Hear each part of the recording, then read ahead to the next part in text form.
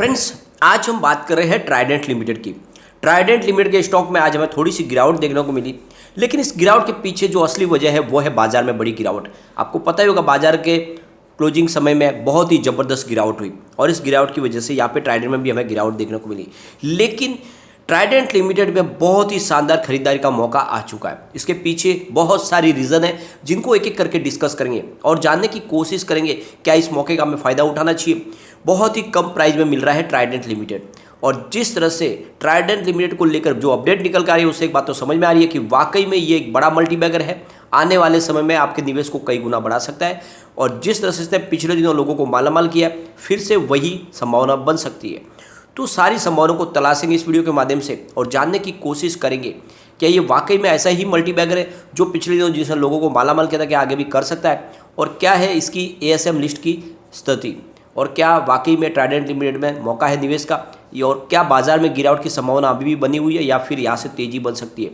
क्या हमें long term के लिए बने रहना है या शॉर्ट टर्म में ही इन्वेस्टमेंट करके प्रॉफिट बुक करना है, क्या है संभावना, सारी बातों को जानेंगे इस वीडियो के माध्यम से।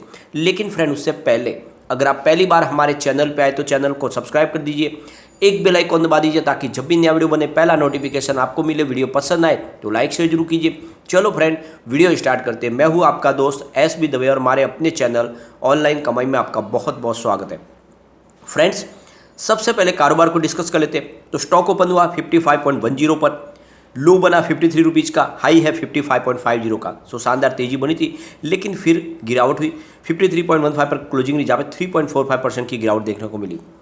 यहाँ पे ये जो गिरावट है इसके पीछे वजह है एफआई की बिकवाली। एफआई बहुत ही ज़्यादा बिकवाली कर रहे हैं और काफ़ी दिनों से लगातार वो सेलर तो बने हुए हैं, लेकिन अब उनकी एग्रेसिव तरीके से सेलिंग शुरू हो चुकी है और इस वजह से बाजार में संभलने का बाजार को मौका नहीं मिल रहा है। हमारे बड़े फंड हाउस जरूर बाजार को संभालने की कोशिश कर रहे हैं, वो खरीदारी भी कर रहे हैं, लेकिन एफआई की बिकवाली बहुत ज़्यादा है और इसी वजह से बाजार में सेंटीमेंट बिगड़े हुए हैं।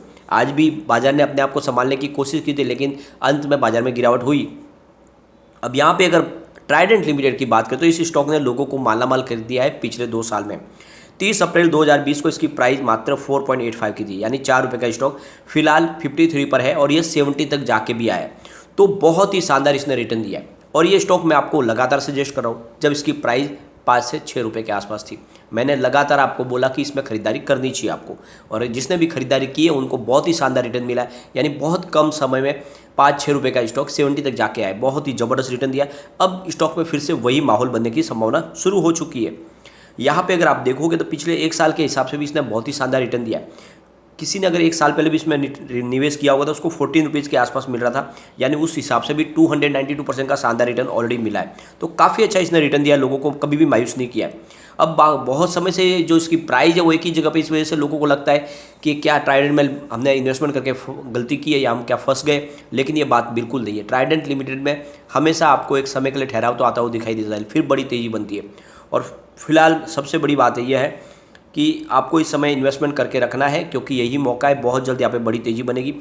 आपको पता ही होगा कि इसको फिलहाल स्टेज 4 में रखा गया है एएसएम लिस्ट की, जिसकी वजह से इसके पैरों में बेड़ियाँ बांधी गई है। ये फिलहाल आप देखोगे तो वॉल्यूम बहुत कम हो चुका है, क्योंकि इंट्राडे ट्रेडिंग कर नहीं पाते और इस वजह से स्टॉक रुका हुआ है। जल्द ही यहाँ पे बड़ी तेज़ी बनेगी और ये स्टेज 4 से बाहर भी आ जाएगा। फ्रेंड्स, जैसे कि आपको पता ही होगा, ऑलरेडी हमने पहले डिस्कस किया परसों, पीएलआई स्कीम का इसकी जो एप्लीकेशन थी उसको सरकार ने मान लिया है, यानी 19,700 करोड़ रुपीज़ की जो पीएलआई स्कीम लाई गई है उसकी 61 जो एप्लीकेशन थी उन सबको मंजूर किया गया। उसमें टेक्सटाइल सेक्टर के धुरंधर खिलाड़ी ट्राइडेंट लिमिटेड का भी नाम है, तो ट्राइडेंट को भी इस स्कीम का फ़ायदा मिलने वाला है और इस पीएलआई स्कीम के दम पे अब ट्राइडेंट अपने कारोबार को तेज़ी से आगे बढ़ा पाएगी, वृद्धि कर पाएंगे। तो सरकार की तरफ से जो पीएलआई स्कीम लाई है इसका पूरा फायदा मिल रहा है ट्राइडेंट को, और इसी वजह से कह रहा हूँ कि ट्राइडेंट आने वाले समय में कमाल करने वाला है। कंपनियां इस समय काफ़ी परेशानी से जूझ रही है, उनके लिए पीएलआई स्कीम का बहुत सारा फायदा होने वाला है। एक और बेनिफिट निकल के आ रहा है हमारे टेक्सटाइल सेक्टर के लिए। श्रीलंका में जो इकोनॉमिक क्राइसिस आई है उसका सीधा फ़ायदा इंडिया को मिलने वाला है, क्योंकि वहाँ की जो गवर्नमेंट ने पूरी तरह से अपने आप को नकार साबित कर दिया। तो अब वहाँ से टेक्सटाइल इंडस्ट्री जो कारोबार करती थी एक्सपोर्ट का, उन सारा कारोबार ठप हो चुका है। वहाँ पे तो जीवन जीने की जो आम ज़रूरत है वो भी पूरा नहीं हो पा रही, तो ऐसे में कहाँ इंडस्ट्री चलेगी। तो अब वो सारा कारोबार इंडिया की तरफ शिफ्ट होने वाला है, यानी इंडिया से एक्सपोर्ट का कारोबार बढ़ेगा, जहाँ पे यूरोप और यूएस कंट्रीज ये बड़े हैं दाम। ऑलरेडी टेक्सटाइल के मामले में ट्राइडेंट पहले से एक्सपोर्ट का कारोबार करते आए हैं, तो ये बहुत बड़ी अपॉर्चुनिटी निकल कर आई इस समय। यहाँ पे टेक्सटाइल एक्सपोर्टर वेलफेयर एसोसिएशन है, उनका कहना है कि अगर इंपोर्ट कॉटन के ऊपर टैक्स ड्यूटी हट जाएगी तो फिर हमें बहुत ज़्यादा बेनिफिट हो सकता है। यानी टेक्सटाइल एक्सपोर्टर जो है उसमें करीब $60 बिलियन का बेनिफिट आ सकता है फाइनेंशियल ईयर 2023 में। यानी बहुत सारा बेनिफिट मिल सकता है इन कंपनियों को। एक तरह से कहे तो इनके लिए एक लाइफलाइन हो सकती है। तो इंपोर्ट ड्यूटी को हटाना इनके लिए ज़रूरी है, और इंपोर्ट ड्यूटी हटते ही कॉटन की कारोबार में बहुत तेज़ी आ सकती है। और वैसे तो आपको पता ही होगा, गवर्नमेंट ने भी बहुत सारे फ्री ट्रेड एग्रीमेंट कर लिए, जिसकी वजह से उन बहुत सारी कंट्रीज़ के साथ में किसी भी प्रकार का कोई टैक्स का इशू नहीं है, और वहाँ पे बिल्कुल फ्री ट्रेड आप कर सकते हैं। तो ये बहुत सारी बातें जो पॉजिटिव बन रही है। अब यहाँ पे एक GCCI टेक्सटाइल लीडरशिप का एक कॉन्क्लेव होने जा रहा है। ये होगा अहमदाबाद में 23 अप्रैल को। इसमें पूरे देश की जितनी बड़ी बड़ी टेक्सटाइल इंडस्ट्रीज है वो सारे के सारे मिलेंगे, और ये कॉन्क्लेव जो है इसमें सरकार अपनी तरफ से जो भी योजना है वो इंडस्ट्रीज़ के लोगों के साथ शेयर करेंगे, और इंडस्ट्रीज़ की जो भी प्रॉब्लम है उसको भी डिस्कस किया जाएगा, क्या बेनिफिट और मिल सकती है वो सारी इसके माध्यम से डिस्कस होगी। ये कॉन्क्लेव बहुत ही शानदार होने वाला है, और टेक्सटाइल उद्योग के लिए सरकार क्या राहत दे सकती है और आगे क्या संभावना तलाशी जा सकती है, वो सारी बातें इसमें डिस्कस की जाएगी। तो ये 23 अप्रैल को होने वाली है, और एक तरह से आप देखो तो सरकार ने हर तरह से राहत के द्वार खोले हुए टेक्सटाइल सेक्टर के लिए, और इसीलिए कहता हूँ कि आने वाले समय में इस टेक्सटाइल सेक्टर में बहुत बड़ी तेज़ी आने वाली है, और इसीलिए ये मौका है जब आप खरीदारी करके रखें। बिल्कुल आने वाले समय में आपको बहुत ज़्यादा बेनिफिट मिलने वाला है। तो आप देखोगे कि सरकार अपनी तरफ से हर किसी के लिए राहत के द्वार खोल चुकी है। PLI स्कीम का बेनिफिट भी मिल रहा है, और अब ये 23 तारीख को जो गुजरात में कॉन्क्लेव होगा उसमें बहुत सारे नए निर्णय लिए जा सकते हैं सरकार की तरफ से, और बहुत बेनिफिट दी जा सकती है टेक्सटाइल सेक्टर को, क्योंकि गवर्नमेंट को पता है कि इंडिया की नब्ज़ है टेक्सटाइल सेक्टर, और इसको जितना प्रमोट करेंगे उतना ही सरकार को फ़ायदा होगा, साथ में एम्प्लॉयमेंट जॉब अपॉर्चुनिटी क्रिएट होगी। अब फ्रेंड्स यहाँ पे आप देखोगे अगर वॉल्यूम को, तो पिछले एक महीने पहले इसका 46 लाख रुपीज़ का वॉल्यूम था, 1 वीक पहले 38 लाख रुपीज़ का वॉल्यूम होता, कल 49 लाख रुपीज़ का वॉल्यूम था, आज 39 लाख रुपीज़ का वॉल्यूम है। तो एक जैसे वॉल्यूम में ही काम हो रहा है, और ये वॉल्यूम कम होने के पीछे वजह यह है कि पूरी तरह से इंट्राडे ट्रेडिंग को रोका गया है, और इसी वजह डिलीवरी बेस का काफ़ी कम हो रहा है। अब आप देखो कि Q4 आने वाला है, कंपनी इस बार शानदार रिजल्ट डेफिनेटली पेश कर सकती है। अगर आप Q3 के आंकड़े भी देखोगे तो बहुत ही शानदार निकल कर आए थे। रेवेन्यू इनका 1.98 थाउजेंड को भी, जहाँ पे 51.94% की ईयर ऑन ईयर बेसिस पे हमें बढ़त देखने को मिली। नेट इनकम 211.09 करोड़ रुपीज़ की थी, जहाँ पे 88.22% की ईयर ऑन ईयर बेसिस पे बढ़त देखने को मिली।